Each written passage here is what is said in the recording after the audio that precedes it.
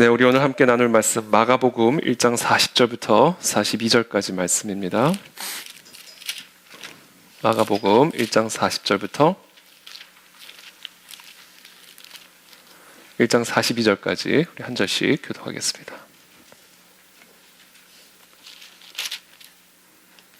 저부터 읽겠습니다. 한 나병 환자가 예수께 와서 꿇어 엎드려 간구하여 이르되 원하시면 저를 깨끗하게 하실 수 있나이다. 예수께서 불쌍히 여기사 손을 내밀어 그에게 드시며 이르시되 내가 원하노니 깨끗함을 받으라 하시니 곧 나병이 그 사람에게서 떠나가고 깨끗하여진지라. 곧 죄송합니다. 너무 짧아가지고 저도 착각했어요. 마지막 절 다 같이 함께 읽겠습니다. 시작. 곧 나병이 그 사람에게서 떠나가고 깨끗하여진지라. 아멘. 아멘. 네, 오늘 주일 설교는 로마서 강해를 한 주 쉬고요. 우리 에스더 금식 기도회를 마무리하는 그런 말씀으로 함께 오늘 나누도록 하겠습니다. 오늘 우리가 함께 나눌 주제는 이 겨자씨 같은 믿음이란 무엇인가입니다. 여러분, 이번 한 주가 우리가 함께 말씀을 나누었듯이 여러분, 우리가 하나님의 자녀된 권세를 누리기 위해서 우리에게 필요한 단 한 가지는 믿음입니다. 믿음. 믿음이 없으면 타락합니다. 우리가 아무리 잘 살아도 믿음이 없으면 타락하게 됩니다. 왜냐하면 믿음이 없이는 하나님을 기쁘시게 할 수가 없기 때문에 그렇습니다. 하나님을 기쁘시게 할 수 없다면 우리는 하나님의 복을 받을 수가 없기 때문에 그렇습니다. 그래서 저와 여러분들 모두가 가져야 될 것 하나가 있다면 바로 그것은 믿음이고, 그 믿음은 겨자씨 같은 믿음으로도 충분하다. 믿음은 사이즈가 중요한 것이 아니라 양이 중요한 게 아니라 질이 중요한 거다. 진짜 믿음이어야 된다. 의심이 없는 믿음이어야 된다라는 것이죠. 그래서 이번 한 주간 저희가 이 겨자씨 같은 믿음으로 하나님의 치유와 회복의 역사들을 우리가 함께 경험했고 또 우리가 구했는데, 오늘 그 겨자씨 같은 믿음이란 무엇인가라는 주제를 가지고 이번 한 주간의 에스더 금식 기도회를 마무리 짓도록 그렇게 하겠습니다. 오늘 본문은 나병이라고 하는 질병의 문제로 심각한 고통 가운데 살아가던 한 사람이 이 나병의 치유를 받고 삶의 문제로부터 구원을 받는 그런 이야기를 기록하고 있습니다. 40절의 말씀, 한 나병 환자가 예수께 와서 꿇어 엎드려 간구하여 이르되 원하시면 저를 깨끗하게 하실 수 있나이다. 여러분, 이 나병에 걸린 이 사람이 자신의 고통의 문제를 해결하기 위해서 한 일은 바로 이것이었습니다. 예수께 와서 꿇어 엎드려. 우리 가운데도 이 나병 환자처럼 다양한 삶의 문제로 염려와 근심 가운데 계신 분들이 계신지 모르겠습니다. 오늘 이 나병 환자로부터 우리가 배워야 할 것이 하나 있습니다. 그것은 바로 예수께 와서 꿇어 엎드리는 겁니다. 여러분, 우리 삶의 문제와 고통의 문제를 해결하기 위해서 우리가 해야 할 일은 하나입니다. 하나. 두 개도 아니고 세 개도 아니고 하나예요. 그보다 예수께 와서 꿇어 엎드리는 일입니다. 혹시 이렇게 말씀하실 분들도 계실지 모르겠어요. 에이, 목사님, 그래도 우리 힘으로 죄송합니다. 우리 힘으로 할 수 있는 데까지는 해보고 그리고 무릎을 꿇든지 말든지 해야죠. 하늘도 스스로 돕는 자를 돕는다고 그랬잖아요. 누가 그랬어요, 여러분? 도대체 누가 스스로 돕는 자를 하늘이 돕는다고 그랬어요? 어떤 사람은 그게 성경에 있는 말씀인 줄 알아요. 도대체 누가 그런 말을 했습니까? 여호와의 눈은 온 땅을 두루 감찰하사 전심으로 자기에게 향하는 자들을 위하여 능력을 베푸시나니 이 일은 왕이 망령되이 행하였은즉 이후부터는 왕에게 전쟁이 있으리이다 하매. 유대 왕 아사가 전쟁이 일어나게 되니까 아람 왕을 의지한 거예요. 그게 이 아람 왕이 행한 망령된 짓입니다, 여러분. 스스로 돕는 일은요, 망령된 짓이에요. 누가 그게 하늘이 돕는 일이라고 그랬습니까? 스스로를 돕는 일은요, 망령된 짓입니다. 그건 망령된 일도 아니에요. 망령된 짓입니다. 그때 선견자 하나니가 유다 왕 아사에게 나와서 그에게 이르되 왕이 아람 왕을 의지하고 왕의 하나님 여호와를 의지하지 아니하였으므로 아람 왕의 군대가 왕의 손에서 벗어났나이다. 이 유다 왕이 전쟁이 일어나니까 여호와를 의지하지 않고 하늘을 의지하지 않고 자기 스스로의 힘으로 아람 왕을 의지했어요. 여러분, 하늘도 스스로 돕는 자를 돕는 게 아니에요. 하늘은요, 하늘을 의지하는 자를 돕습니다. 스스로 돕는 자는요, 망령된 자입니다. 유다왕 아사는 결국 스스로 돕다가 하늘의 심판을 받아 죽게 됩니다. 아사가 왕이 된 지 39년에 그의 발이 병들어 매우 위독했으나 병이 있을 때 그가 여호와께 구하지 아니하고 의원들에게 구하였더라. 아사 왕은 죽음 앞에서도 죽음의 문제를 해결하기 위해서 여호와를 의지하지 않고 의원을 의지했어요. 스스로 도왔다고요. 이 망령된 짓을 했습니다. 그래서 제가 심장에 병이 걸려서 죽었다면 이해를 해요. 폐병이 걸려서 죽었다면 이해를 해요. 발에 병이 걸려서 죽었습니다. 망령된 짓은 이런 하나님의 심판을 부릅니다.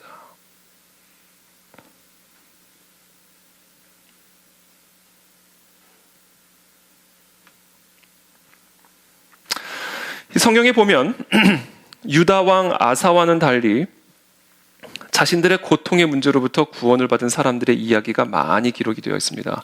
이런 그들에게 나타나는 공통적인 특징이 있습니다. 그것은 바로 예수 그리스도 앞에 무릎을 꿇고 엎드리는 일입니다.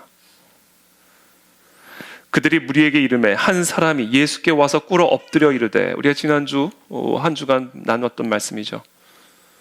간질 귀신 들린 이 아들을 둔 아버지가 예수께 와서 꿇어 엎드려 이르되, 주여 내 아들을 불쌍히 여기소서.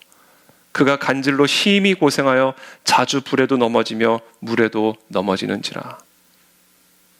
이에 예수께서 꾸짖으시니 귀신이 나가고 아이가 그때부터 나으니라. 이 아버지가 자기 아들의 병을 고치기 위해서 한 일은 하나였습니다. 하나.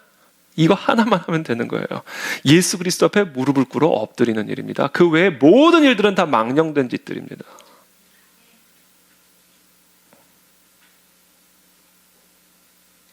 회당장인 야이로라 하는 사람이 와서 예수의 발 아래 엎드려 자기 집에 오시기를 간구하니 자기 딸이 죽게 된 거예요. 결국 죽었어요.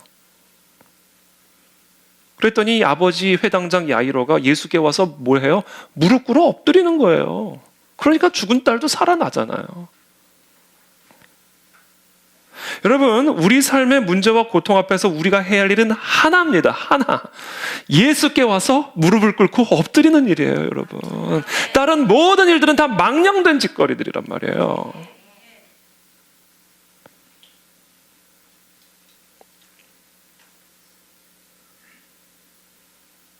예수 그리스도 앞에 무릎을 꿇는 일은 우리 삶의 어떤 문제와 고통도 넉넉하게 이기게 만드는 매직 액션입니다. 매직 액션. 제가 이번에 만든 단어예요. 저 이거 특허 신청을 할까 봐요. 매직 액션, 매직 액션. 여러분 어렸을 때 얼음땡 게임 해보신 적 있어요? 얼음땡? 누군가 막 날 잡으러 오면 뭐 해요? 얼음! 그럼 못 잡잖아요. 이게 매직 액션이에요. 비웃지 마세요, 이 매직 액션을.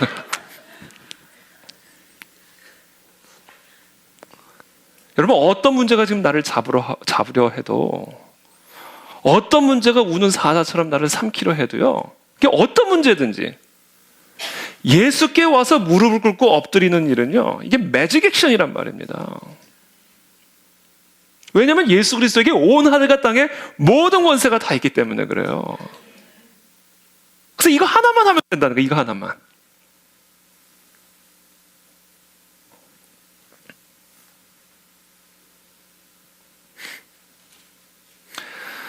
물론 우리가 무릎 꿇는 행위 그 자체 때문에 우리의 고통의 문제가 해결되는 것은 아닙니다. 그 행위 안에 담겨진 의미 때문에 이 액션이 매직 액션이 되는 거예요. 그 행위가 말하고 있는 그 사람 안에 그 사람의 그 고백 때문에 이 행위가 매직 액션이 되는 겁니다. 자, 그렇다면 예수 그리스도께로 나와 무릎을 꿇어 엎드리는 이 행위 안에는 어떤 의미와 고백이 담겨져 있는 것일까? 첫 번째입니다. 하나님의 전능하신 능력과 주권을 인정하는 고백이 그 행위 안에 담겨져 있는 거예요. 하나님의 전능하신 능력, 그리고 모든 주권을 인정하고 경배하는 태도가 바로 이 행위 안에 들어가 있는 고백입니다. 오늘 본문입니다. 한 나병 환자가 예수께 와서 꿇어 엎드려 간구하여 이르되 원하시면 저를 깨끗하게 하실 수 있나이다. 하나님은 하나님 원하시는 일이라면 무엇이든지 다 하실 수 있습니다. 그럼 고백하는 거예요. 무릎 꿇고. 원하시면 저를 깨끗하게 하실 수 있습니다. 하나님은 하나님이 원하시는 일이라면 모든 것이든 하실 수 있는 전능하신 하나님이십니다. 그와 같은 하나님의 절대적인 주권과 통치권과 능력을 고백하는 태도가 바로 이 무릎 꿇는 이 행위 안에 담겨진 고백이에요.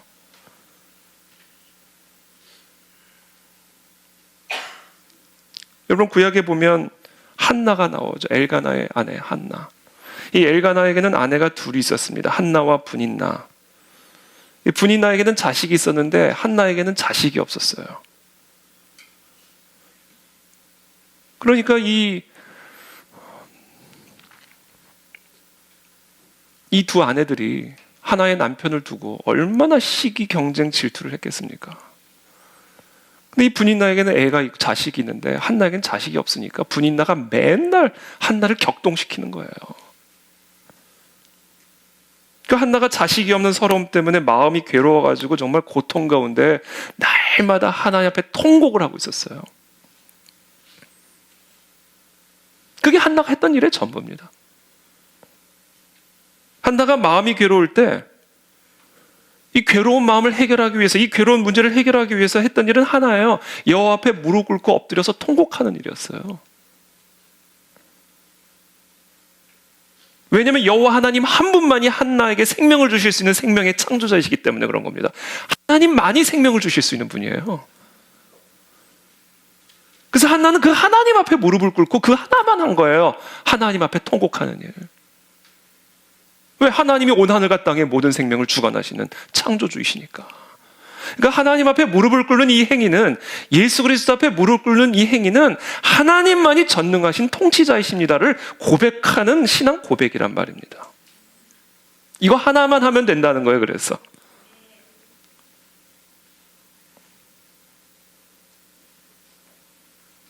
믿음으로 사라 자신도 나이가 많아 단산하였으나 잉태할 수 있는 힘을 얻었으니 이는 약속하신 이를 미쁘신 줄 알았음이라. 아들을 약속하신 하나님이 미쁘신 하나님이라는 것, 신실하신 하나님이라는 것을 사라는 믿었어요. 사라는 이미 단산한 상태예요. 아이를 더 이상 낳을 수 없는 그런 몸이 된 상태란 말입니다. 근데 그런 사라조차도 나이나 건강의 상태와는 아무런 상관이 없이 그냥 하나님이 약속하신 대로 원하시는 대로 이루실 것을 믿었단 말이에요. 그거 믿고 엎드리는 거예요. 그랬더니 잉태할 수 있는 힘을 얻는 겁니다. 왜? 모든 권세가 하나님 한 분에게만 있으니까.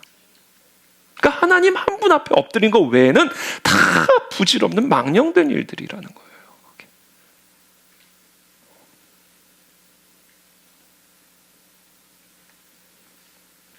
어느 날은 너무 답답하니까 한나가 하나님 앞에 고백하기 위해서, 통곡하기 위해서 엘리 제사장이 있는 성전으로 올라갑니다.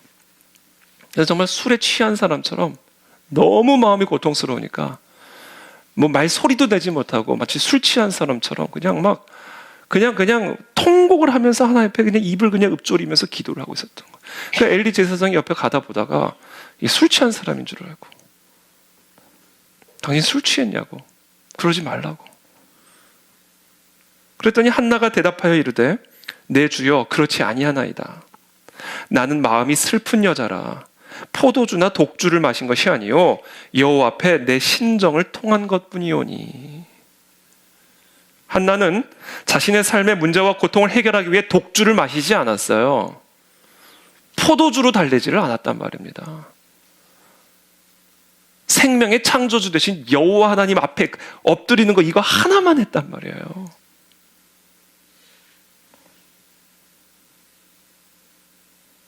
그랬더니 하나님이 한나에게 아기를 주셨어요. 그들이 아침에 일찍이 일어나 여호와 앞에 경배하고 돌아가 라마의 자기 집에 이르니라. 엘가나가 그의 아내 한나와 동침함에 여호와께서 그를 생각하신지라. 여러분, 이 말씀 가운데 아주 중요한 부분이 기록이 되어 있습니다. 여호와께서 그를 생각하신지라. 지금껏 아무리 동침을 했어도 아기를 임신할 수가 없었던 한나가 갑자기 느닷없이 임신을 할 수 있었던 이유가 도대체 뭐예요? 여호와께서 그를 생각하셨기 때문이에요. 동침을 한다고 임신이 되는 게 아니에요. 여호와께서 생각을 해주셔야 임신이 되는 겁니다. 왜? 생명의 주관자는 하나님이시니까. 그러니까 그거 믿고 한나는 하나님 앞에 그냥 무릎 꿇고 엎드린 거예요. 그거 하나 한 겁니다. 그거 하나. 그거 하나면 되는 거예요. 그거 외에는 다 망령된 일이에요. 부질없는 짓들입니다. 하나님이 원해야 되는 것이고 하나님이 원하지 않으면 안 되는 거고 하나님이 기억해 주셔야 되는 거고 하나님이 기억하지 않으시면 안 되는 거예요. 동침을 해도.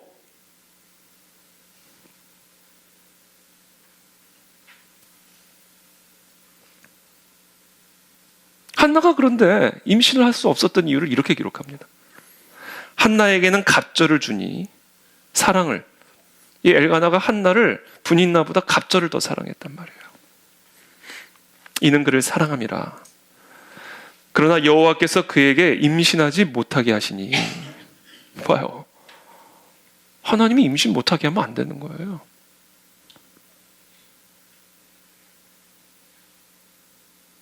아무리 우리가 수고를 해도 하나님이 막으시면 막히는 겁니다.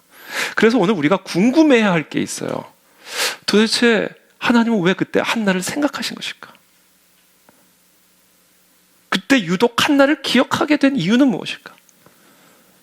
어떻게 하면 우리도 하나님으로 하여금 나를 생각하게 만들 수 있을까?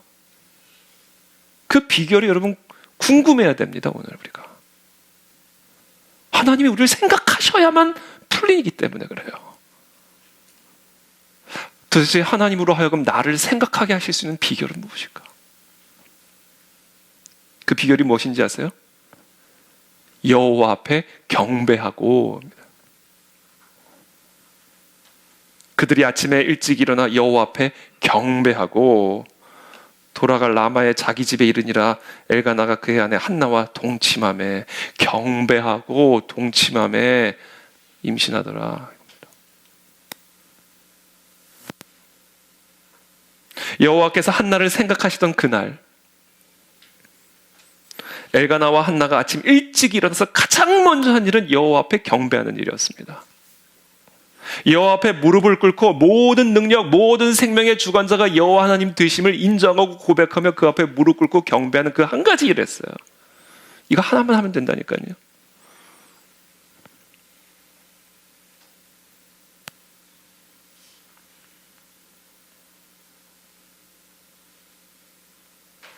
그랬더니 여호와께서 한나를 생각하셨다.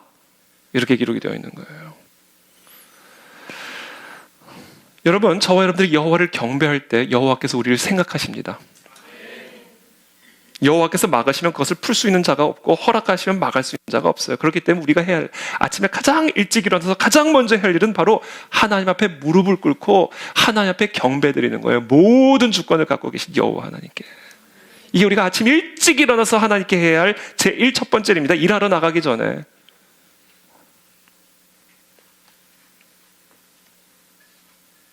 그랬더니 아이가 생겨난 거예요. 그리고는 한나가 하나님을 찬양하기 시작합니다. 한나가 기도하여 이르되 내 마음이 여호와로 말미암아, 내가 열심히 노동함으로 말미암아가 아니에요. 내가 열심히 계획하고 회의함으로 말미암아가 아닙니다. 여호와로 말미암아요. 모든 게 여러분 여호와께서 허락하셔야 되는 겁니다. 그럼 하나님은 어떤 사람을 생각하시고 그 사람에게 허락하시나?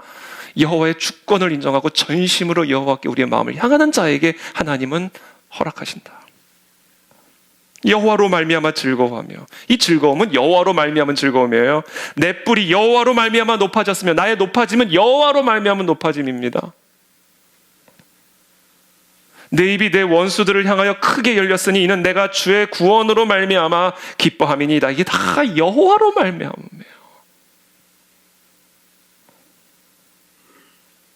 그래서 하나님 앞에 경배하고 무릎 꿇는 것 외에 다른 모든 일들은 다 망령된 짓이란 얘기예요. 왜? 모든 게 여호와로 말미암는 일이기 때문에 그렇다는 겁니다.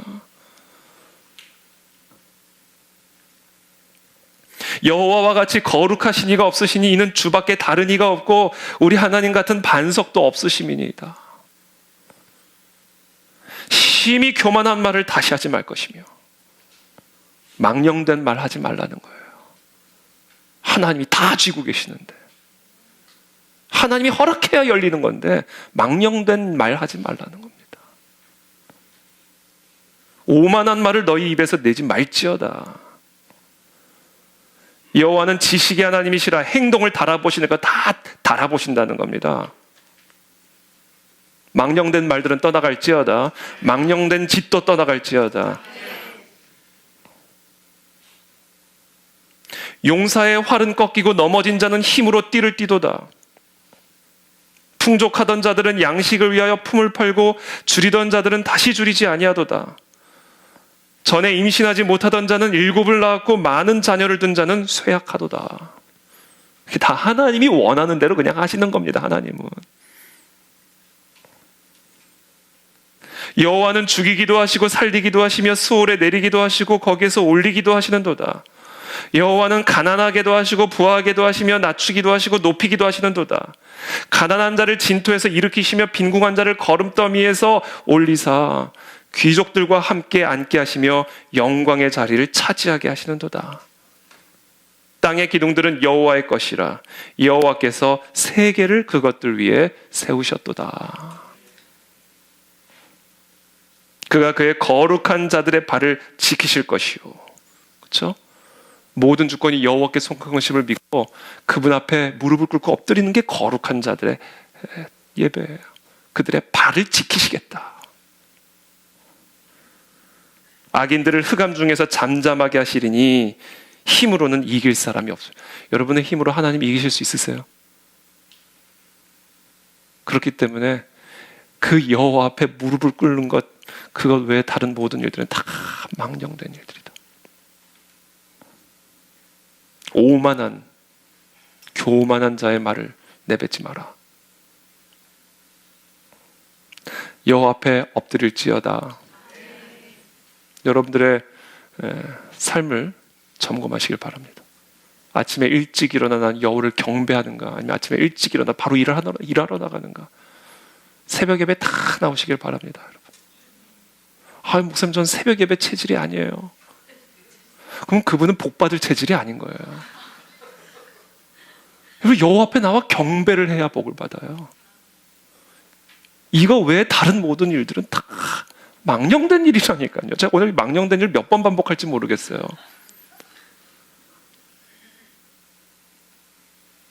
아니, 말을 해도 체질이 아니라 그러니까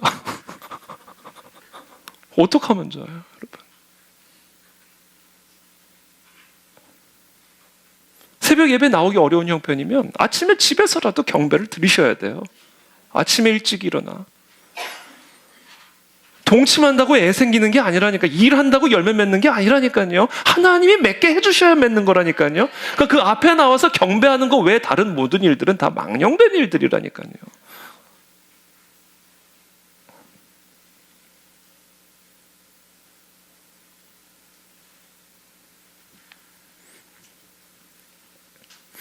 근데 여기서 제가 이번에 새롭게 발견한 사실이 하나 있습니다.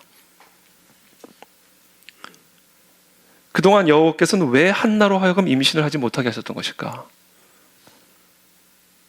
그동안 한나가 기도를 하지 않았기 때문일까? 그건 아닌 것 같아요.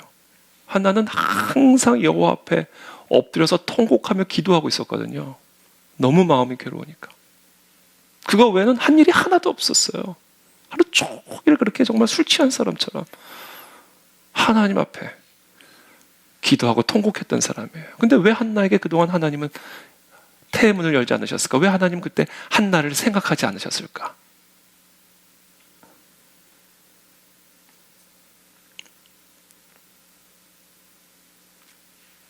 그것은 한나의 문제는 아니었던 것 같아요. 한나의 남편 엘가나의 문제였던 것 같아요.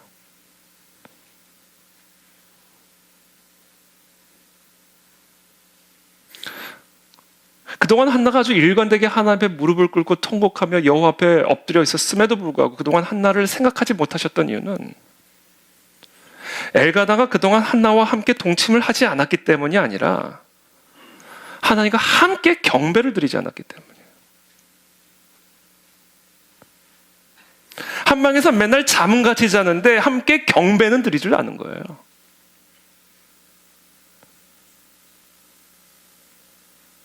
엘가나는 한나를 그렇게 사랑한다 그러면서 한나의 그 소가리에 대해서는 전혀 무관심한 남편이었던 것 같아요. 엘가나가 한다는 소리를 들어보십시오. 매년 한나가 여호와의 집에 올라갈 때마다 남편이 그같이 하매 분인나가 그를 격분시키므로 그가 울고 먹지 아니하니 그의 남편 엘가나가 그에게 이르되 한나여 어찌하여 울며 어찌하여 먹지 아니하며 어찌하여 그대의 마음이 슬프냐 몰라서 묻나요? 그리고는 하는 얘기를 들어보세요. 내가 그대에게 10아들보다 낫지 않냐? 아침 드라마 같았으면요, 뺨때기 나오는 장면이에요. 말이 10아들. 남자들이 이런 착각 속에서 산다니까요. 깊은 착각에 빠지면 상황 파악을 못해요. 자신을 둘러싼 상황 파악.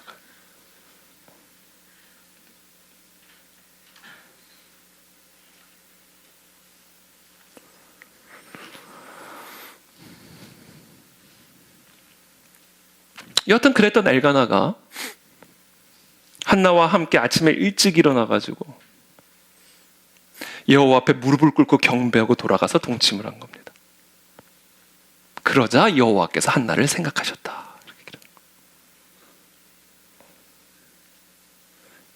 여러분, 이게 남편의 영권이라는 거예요.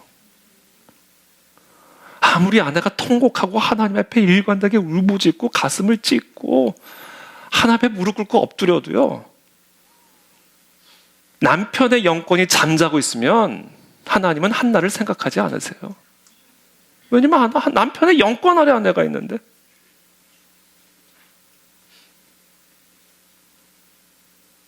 아니, 남편이 방에서 같이 잠은 자더라도 경배를 같이 드리지를 않는데 그 영권 아래서 한나가 무슨 발버둥을 친들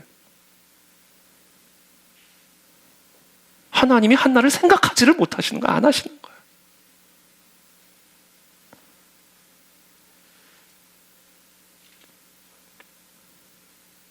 그랬던 엘가나가 한나와 함께 경배하고 동침을 하며 잉태되었다. 여러분, 이 자리에 계신 모든 남편의 영권이 회복되기를 축복합니다. 회복될지어다. 함께 하나님을 경배할지어다. 영적인 세계가 열릴지어다. 이 남편의 영권이 죽어 있으면요, 닫혀 있으면요, 고생하는 건 아내예요. 고생하는 건 아내입니다.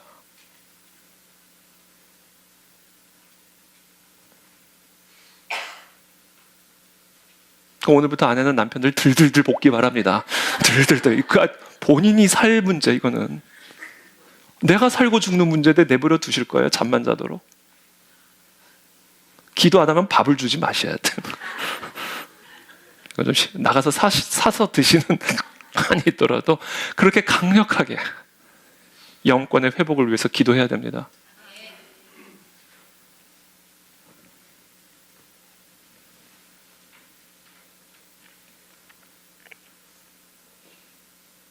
그런데 여호와께서 한나를 생각하시게 된 이유는 엘가나의 변화 때문만은 아니에요. 그보다 더 선행되는 일이 하나 있었습니다. 그것은 바로 엘리 제사장의 축복이었습니다. 엘리가 대답하여 이르되 평안히 가라. 이스라엘의 하나님이 네가 기도하여 구한 것을 허락하시기를 원하노라.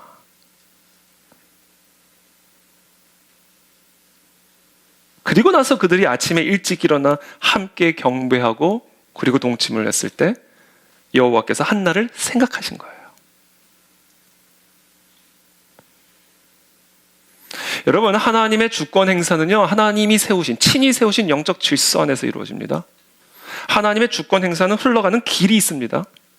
그게 하나님이 세우신 영적인 질서들이에요. 아무리 아내가 울며 불며 금식하며 통곡하며 하나님 앞에 무릎 꿇고 엎드려 있어도 남편이 자고 있으면 하나님의 그 영적 질서가 꼬여 있기 때문에 하나님의 복이 흘러들어갈 수가, 하나님이 생각하지를 못하세요. 마찬가지로 영적 제사장의 축복을 받을 때 그때 경배하고 동침하니까 아이가 생기는 겁니다. 저 우리 그 안에 즐길 저의 이 강단과 제가 여러분들 마음껏 축복할 수 있는 강단이 되기를 축복합니다. 이 영적 질서가 꼬여 있으면 고생하는 건 여러분들이에요.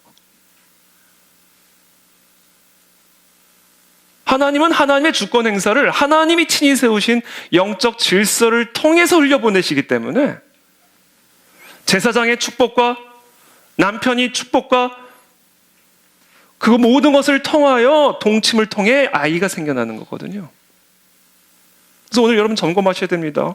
꼬여있는 영적 질서가 없는지. 이거 꼬여있으면 여러분 고생하는 건 여러분들이에요. 여러분들이 아무리 통곡해도 위에서 꼬여있으면 흘러 들어오지를 못합니다. 여러분 언제든지 오십시오. 제가 마음껏 축복해드리겠습니다.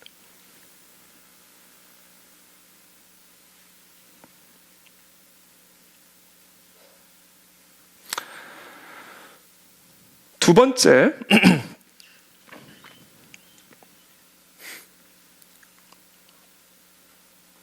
예수 그리스도 앞에 무릎을 꿇는 이 행위 앞에 담겨져 있는 이 의미, 이 태도는 무엇인가?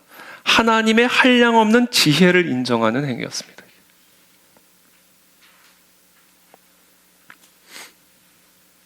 예수님 앞에 무릎을 꿇어 엎드린 이 행위는 자신의 나병이 치유를 받을 수만 있다면 예수님께서 명령하시는 것은 무엇이든지 다 하겠다라는 그런 고백이고 그런 태도입니다. 즉 자신이 안고 있는 문제 해결책은 오직 예수님 한 분에게만 있는 것이고, 그렇기 때문에 예수님이 말씀하시는 것이라면 무엇이든지 시행할 각오가 되어 있다라는 그런 의미를 담고 있는 행동이에요. 여러분, 세상을 창조하신 분만이 세상을 고쳐주실 수 있습니다. 사람을 창조하신 분만이 사람을 고쳐주실 수가 있는 분입니다.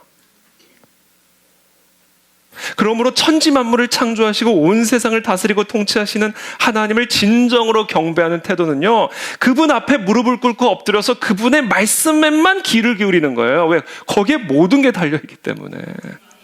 그게 뭐든지 내가 하겠습니다. 이 자세로 무릎을 꿇고 엎드린 겁니다. 이게 진짜 하나님을 경배하는 태도예요. 이게 없으면 그건 가짜 경배입니다.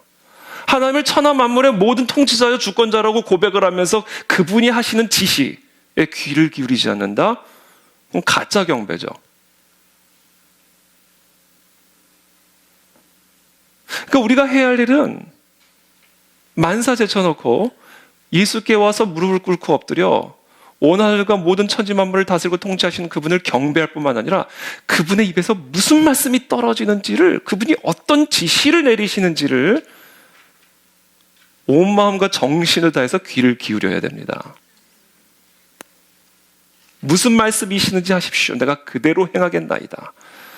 이 태도가 지금 이 나병 환자의 무릎 꿇은 태도 안에 담겨져 있는 고백이에요.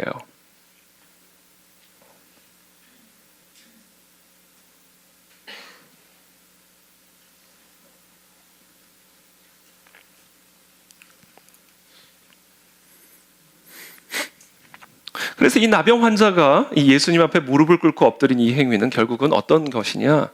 자신의 생각과 뜻을 예수 그리스도의 생각과 뜻에 고정시키겠다라는 의미입니다. 내가 원하는 것, 내가 바라는 모든 것들을 다 포기하고 버려버리겠다라는 의미가 아니에요. 그 모든 것을 한량없는 하나님의 지혜에 의탁하겠다라는 의미입니다. 버리겠다라는 의미가, 왜 버립니까? 내 계획과 내 꿈을. 그건 나를 스스로 소멸시키는 행위죠. 아니에요. 나의 꿈과 나의 계획을 다 쓰레기통에 버리겠다라는 의미가 아니라 그 모든 것들을 하나님의 계획과 뜻에 의탁하겠다라는 거예요. 우리가 설교 중에 나의 뜻을 포기하십시오, 나의 뜻을 버리십시오, 나의 생각을 다 쓰레기통에 갖다 넣으십시오라는 의미는 실제로 그것을 쓰레기통에 다 갖다 버리라는 의미가 아니라 그것들을 다 하나님께 의탁하라는 얘기예요. 나의 뜻을 하나님의 뜻에 일치시키라는 의미입니다. 왜? 하나님이 모든 걸 다 주관하시니까. 모든 건 하나님의 뜻에 의해 결정되는 거니까. 나의 뜻은 망령된 것이니까. 그러니까 나의 뜻과 나의 모든 생각과 나의 모든 계획을 다 갖다가 여호와의 뜻에 일치시키라는 겁니다. 그게 예수 그리스도 앞에 무릎을 꿇고 엎드리는 행위가 담고 있는 의미예요. 버리라는 얘기가 아니에요. 의탁하라는 얘기. 투자금을 갖다 버리라는 의미와 투자금을 의탁하라는 건 다른 얘기잖아요. 예수님이 원하는 걸 내가 원하고 예수님이 바라는 걸 내가 바라겠다라는 거예요. 내가 바라는 걸 버리라는 게 아니라 내가 바라는 건 예수님이 바라는 것이 되게 하라는 겁니다. 왜? 모든 게 예수님의 주권 안에 달린 거니까.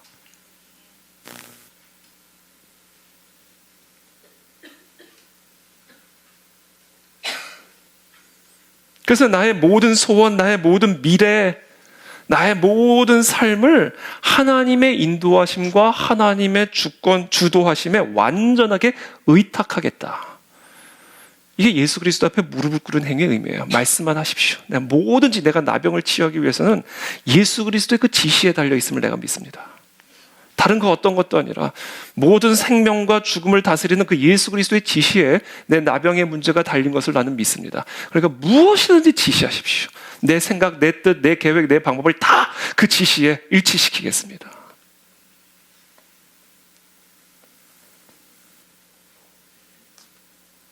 우리는 이와 같은 행위를 영어로 뭐라고 배우면 give up이라고 하나요. give up. 이 give up을 버린다, 포기한다라고 얘기하는 것은 엄밀한 의미에서 잘못된 거예요. 물론 하나님이 없다고 생각하는 자들에게야 give up은 버리는 거죠. 근데 하늘에 계신 하나님에게 give up 하는 것은 버리는 게 아니에요. 의탁하는 거예요. 나의 모든 계획, 생각, 모든 것들을 다 하나님, 전능하신 하나님께 의탁하는 행위입니다. 이게 give up이에요. 이것을 한국말로는 헌신이라고 얘기합니다. 내 몸을 의탁하는 거예요. 내 몸을 버리는 게 아니에요. 전능하신 하나님에게 내 몸을 의탁하는 행위. 모든 것을 주관하시고 모든 것을 알고 계시고 하나님이 원하시는 것은 무엇이든지 하실 수 있고 원치 않는 건 뭐든지 막으실 수 있는 그 하나님에게 나의 몸을, 나의 삶을, 나의 생명을 버리는 게 아니라 의탁하는 것.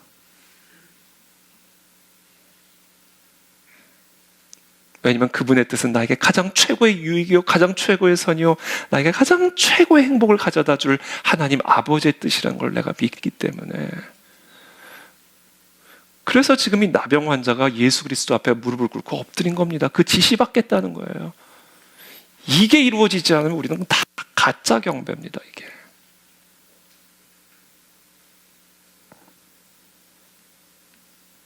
무슨 말씀이든 하옵소서. 이 종이 듣겠나이다. 이 태도가 회복될지어다.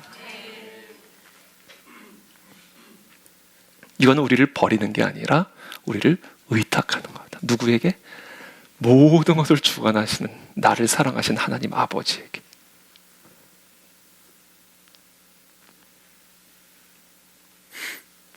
이는 내 생각이 너희의 생각과 다르며 내 길은 너희의 길과 다름이니라.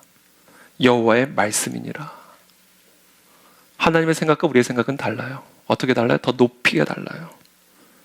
하늘이 땅보다 높음같이 내 길은 너희의 길보다 높으며 내 생각은 너희의 생각보다 높음이니라. 하나님의 길, 하나님의 생각은 우리의 길과 생각보다 훨씬 더 높아요. 그래서 우리의 길, 우리의 생각을 고집하고 그것을 따라가는 건 망령된 일이에요. 우리의 이 낮고 낮은 이 망령된 나의 생각과 나의 길을 저 높고 높은 천지만물을 다스리고 주관하신 여호와의 생각과 길에 고정시키고 거기에 일치시키는 거. 그게 예배다라는 거죠. 그것을 위해서 이 나병 환자는 지금 예수 그리스도 앞에 무릎을 꿇고 엎드린 겁니다. 말씀하소서. 그대로 하겠나이다. 그것만이 나병 환자가 나병을 치유할 수 있는 길입니다. 이게 안 되는 거 이게. 여러분, 이게 되시길 축복합니다. 여러분. 이게 안 되면 우리가 하나님을 경험할 수가 없어요. 우리가 정말 길지도 않은 인생 사는데 이게 안 돼가지고 우리가 정말 하나님을 체험하지 못하는 인생을 산다면 이건 너무나도 원통하고 억울한 일이에요.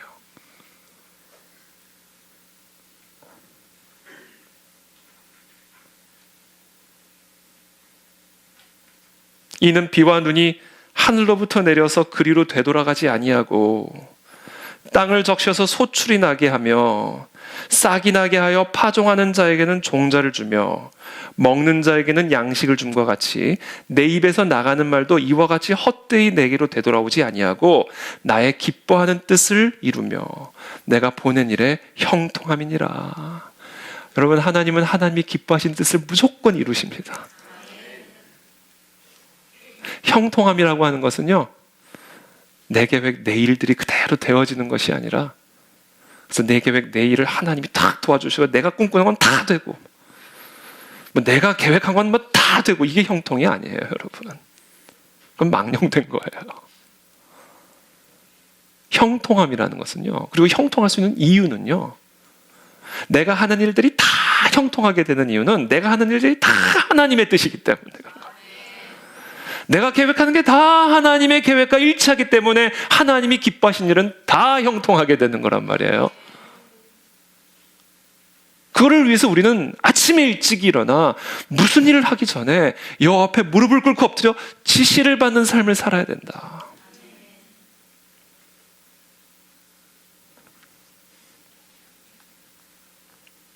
너희는 기쁨으로 나아가며 평안히 인도함을 받을 것이요, 산들과 언덕들이 너희 앞에서 노래를 바라고 들의 모든 나무가 손뼉을 칠 것이며 잣나무는 가시나무를 대신하여 나며 화석류는 찔레를 대신하여 날 것이라. 이것이 여호와의 기념이 되며 영영한 표징이 되어 끊어지지 아니하리라. 여러분, 우리가 그와 같은 예배자가 될 때, 그처럼 나의 모든 계획과 뜻을 하나님에게 온전히 의탁하고 하나님의 뜻에 일치시키기 위해 무릎 꿇고 엎드렸을 때, 우리가 우리의 삶의 모든 문제로부터 기쁨으로 나아가 평안함으로 인도함을 받게 된다라는 것. 이 유일한 길입니다.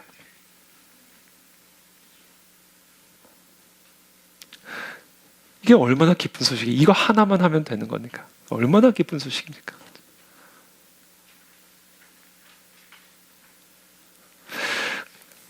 그래서 제가 아까도 잠깐 말씀드렸지만, 우리가 살아가는 이 형통한 삶이라는 것은 우리의 삶을 통해서 하나님이 기뻐하시는 뜻이 이루어져 가고 성취되어져 가는 과정이에요. 내 뜻이, 내 꿈이 성취되어져 가는 과정은 아닙니다. 그것을 계속해서 고집하는 삶은 형통한 삶이 아니라 망하는 삶이에요. 그건 망하는 삶입니다. 왜냐하면 모든 건 하나님이 열어주셔야 열리고 막으면 막히는 거기 때문에. 그래서 이 형통한 삶이란 나의 뜻이 하나님의 뜻으로 조정이 되고 교정이 되고 일치가 되어서 그 모든 일들을 통해서 하나님의 뜻이 완벽하게 성취되어지는 삶의 과정이 형통한 삶이란 말이에요.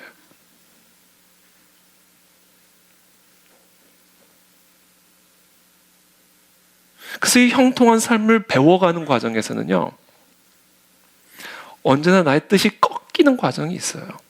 또 꺾여야 되는 과정이 있습니다. 그것을 사람들은 실패라고 말하고 좌절이라 말하고 절망이라 말하고 거기서 염려와 두려움과 근심에 사로잡히지만 절대 그게 아니에요, 여러분. 망령된 삶에서 형통한 삶으로 옮겨지기 위한 과정입니다.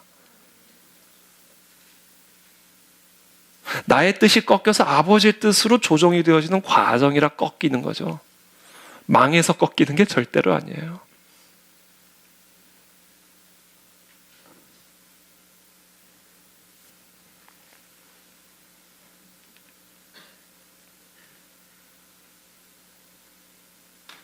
그래서 우리가 형통한 삶을 배워가는 과정에서는 언제나 나의 뜻이 꺾이고 나의 계획이 막히고 좌절과 절망과 그 속에서 느끼는 염려와 두려움의 시간을 짧지만 통과하게 된다.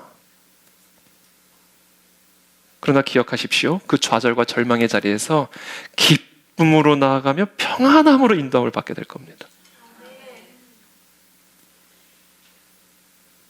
그것을 위해서 우리는 아침에 일찍 일어나 여호와께 경배해야 된다. 그때 우리가 생명을 잉태할 수 있는, 능력을 잉태할 수 있는, 열매를 잉태할 수 있는 인생이 되는 것이다. 그렇죠?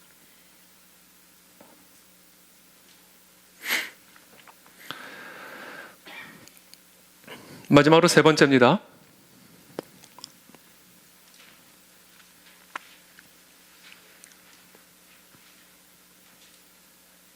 우리가 예수 그리스도 앞에 무릎을 꿇고 엎드리는 행위는 첫 번째 하나님의 전능하신 능력을 경배하는 행위고요. 두 번째는 하나님의 그 무한한 지혜에 나의 삶을 완전히 의탁하는 그런 신앙 고백이 그 태도 안에, 그 무릎 꿇는 행위 안에 담겨져 있는 의미예요. 하나님을 경배하는 자들은요, 하나님의 지시에 모든 총각을 기울이게 되어 있습니다, 여러분. 그럼 우리가 모든 생각을 다 여호와께 집중시키고 나의 모든 생각을 꺾어서 하나님의 뜻에 일치시키기 위해서 노력해야 되는 이유가 뭐예요? 하나님은 나를 누구보다도 사랑하시는 아버지시기 때문이에요. 그것을 고백하는 태도가 무릎을 꿇는 태도입니다. 하나님은 나를 사랑하시는 분이십니다. 하나님은 나를 그 누구보다도 사랑하신 나의 아버지십니다. 나를 향한 아버지의 뜻은 나를 망하게 하는 것이 아니라 나를 살리기 위한 것이요, 재앙이 아니라 형통함을 주시기 위한 것이 나의 아버지의 뜻임을 내가 인정하고 고백합니다 라는 이 신앙 고백이 그 예수님 앞에 무릎을 꿇고 엎드려 그분을 경배하며 그분의 지시에 모든 정신을 기울이는 이유가 되는 것이고 근거가 되는 겁니다.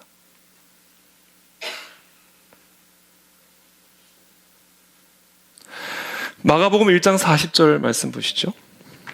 한 나병 환자가 예수께 와서 꿇어 엎드려 간구하여 이르되 원하시면 저를 깨끗하게 하실 수 있나이다. 원하시면 저를 깨끗하게 하실 수 있나이다. 당연히 원하죠.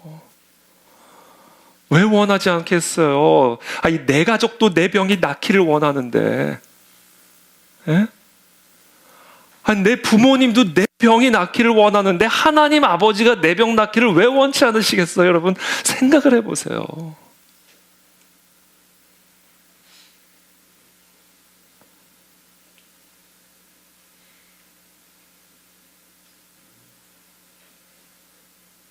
원하시면 저를 깨끗하게 하실 수 있나이다.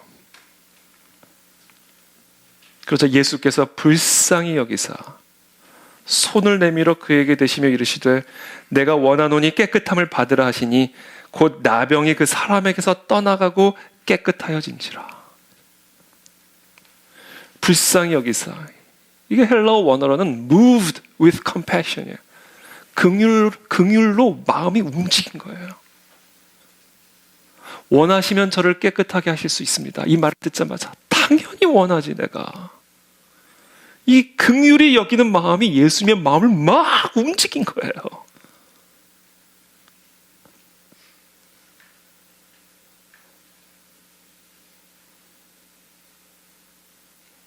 당연히 내가 원하지. 왜? 내가 사랑하니까. 그렇죠?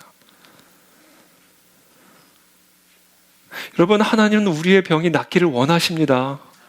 아니, 내 친구도 내 병이 낫기를 원하는데, 네? 아니, 나를 잘 모르는 내 이웃 사람도 내 스토리를 들으면 내 병이 낫기를 바라는데, 하나님 아버지가 내 병이 낫기를 원하지 않으시겠어요?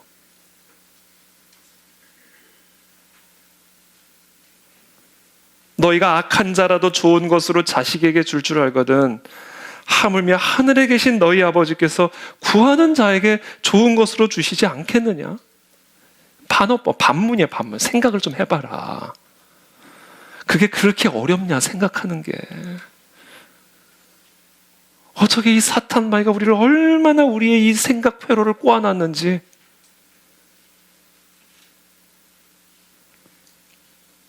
너희가 악한 자라도 좋은 것으로 자식에게 그렇게 주고 싶어 하지 않니? 근데 하물며 하늘에 계신 너희 아버지께서 너희의 병이 치유받기를 원치 않으시겠니? 너의 형통한 삶을 하나님 아버지가 기뻐하지 않으시겠니? 그잖아요.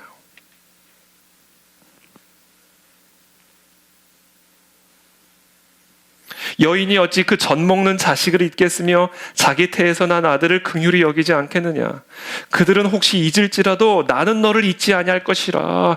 그래, 젖 먹이는 엄마가 그 자식은 잊어버릴지는 몰라도 나는 내 자식을 잊지 않는다. 그게 우리를 향하신 하나님의 사랑이에요.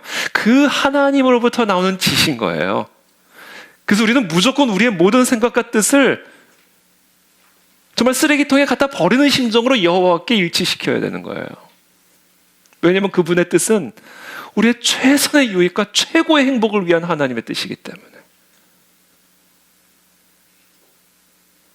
사탄 마귀가 바로 그 지점을 망가뜨려 놨어요. 우리의 생각과 감정의 회로를. 하나님 뜻대로면 망할 것 같고, 하나님은 내가 망하는 걸 기뻐하시는 분처럼 느껴지고, 하나님은 뭔가 내게 유익한 것을 감추시는 분처럼 느껴지고, 마귀가 그거 격분시켜가지고 하와로 하여금 따먹게 만든 거 아니에요? 이게 우리의 타락한 본성이에요. 그 모든 본성은 떠나갈지어다. 우리를 향하신 하나님 아버지의 사랑을 절대적으로 신뢰하십시오. 하나님은 행복이 무엇인지를 아는 유일한 분이에요. 왜? 하나님만이 우리에게 행복을 주실 수 있는 분이기 때문에. 그리고 오늘 시간 저와 여러분들 모두의 생각들을 예수 그리스도 앞에 다 내어 던지고 무릎을 꿇어 엎드리고, 우리를 사랑하시는 그 하나님 아버지, 우리의 병이 낫기를 원하시고, 우리를 회복하기를 원하시고, 우리를 일으키기를 원하시고, 우리를 행복하게 하기를 원하시는 그 하나님 아버지의 지시에 여러분 귀를 기울이셔야 됩니다. 여러분, 이게 돼야 우리는 하나님의 자녀된 권세를 누릴 수가 있게 됩니다.